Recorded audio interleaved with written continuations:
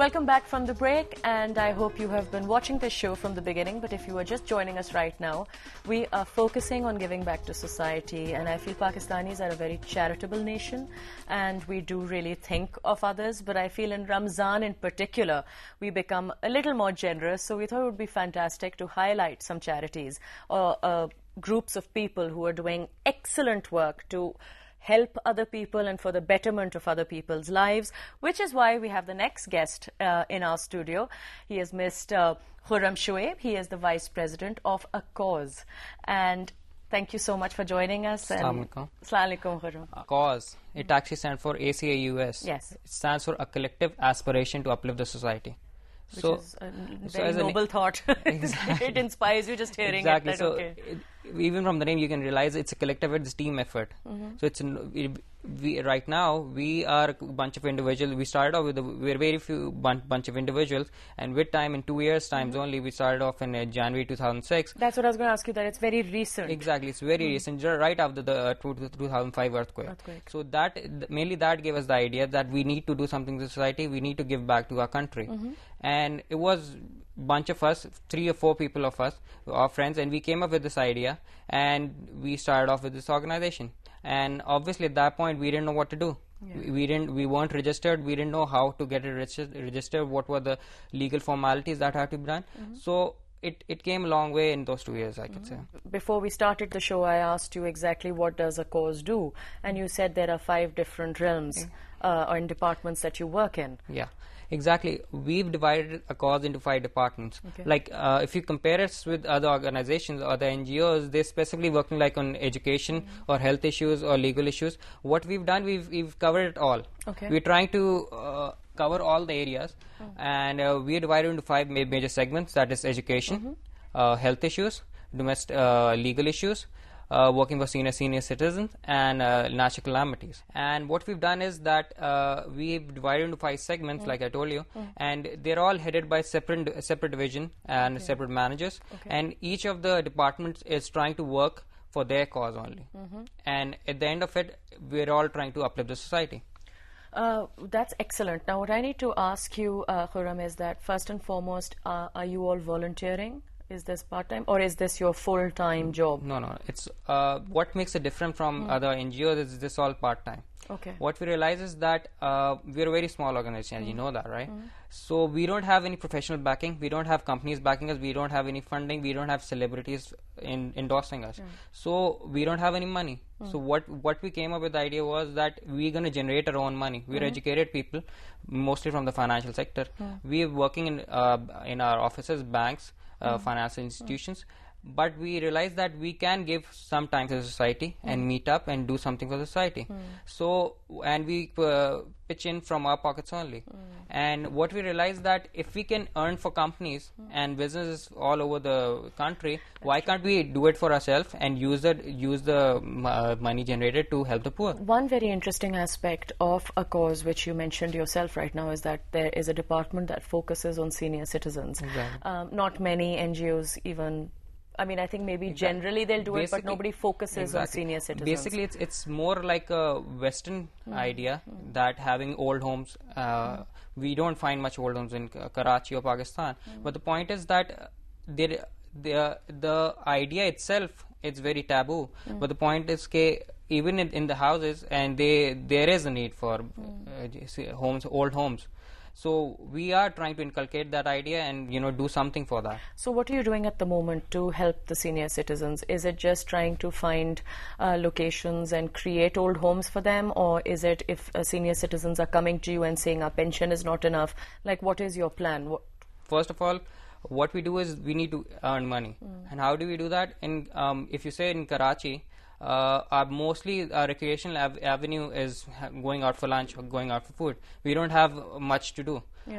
Recently there's the cinemas coming up, clubs coming up. So we started to we wanted to cater to that point, cater to that market. So what we do is we conduct movie shows, concerts, plays, whatever, melas, whatever whatever attracts a market and generates cash for us. We've covered obviously that who you're working for or what you're working towards.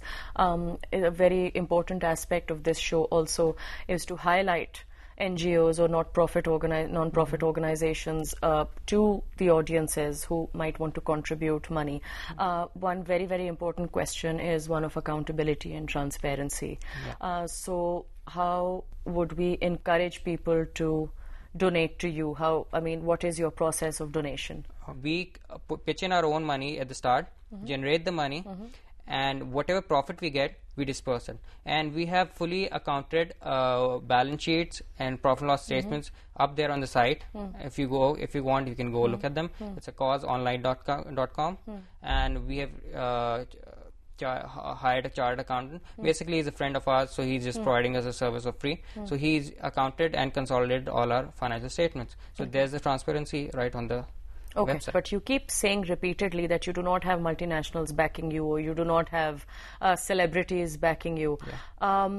Firstly, why not? Why are they so unapproachable? Because a lot of multinationals and a lot of celebrities, at least I know a lot of celebrities who may not financially help you, but they will be a part of your campaign if you approach them and stuff. And why do you keep saying that we don't have this backing, or we don't have that backing? What I'm trying to inculcate is that we are earning ourselves. Okay. We are trying to generate the money ourselves. About the MNCs and businesses, we all know that this is a trend right now, and it's corporate social responsibility. Multinationals and huge organizations, they give a lot of funding each year, but the point is they won't. They do not. They have to look good on their balance sheet. If they show it, if they're in the financial statement, they show in the note that they donated this amount of money to the cause. Nobody, seriously, frankly speaking, nobody knows the cause that well right now all over Pakistan. They would rather go for some international organization working for that. Okay. And more or less, you're talking about celebrities. They do help us, but they're very limited.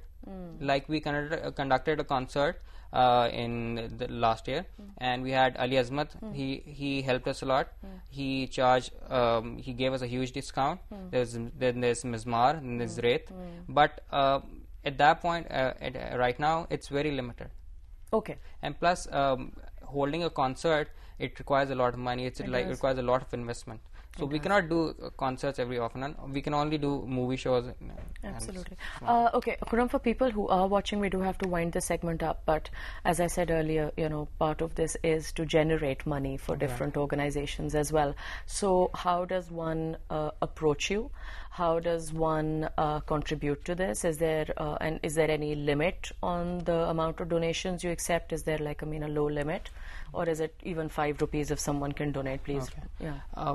Usually what people think is that whenever we're talking about donations or contribution, it's financially. Yeah. Not necessarily. Yeah. What we do is we conduct events like I told you. They can help us bring out new events. They can derive new events. They can help us conduct those events. They can help us manage the whole process, the whole project. They can go taking our name, our sponsorship letter. They can go to companies and ask for sponsors. They can help us in any way. So time as well is what you're saying. Exactly. Volunteering time is as important. They need to, if they want to volunteer, there's no limit to it. And plus, even if they cannot do anything of that, they can just buy the ticket, and that's a contribution too. Absolutely. And they can come to the event.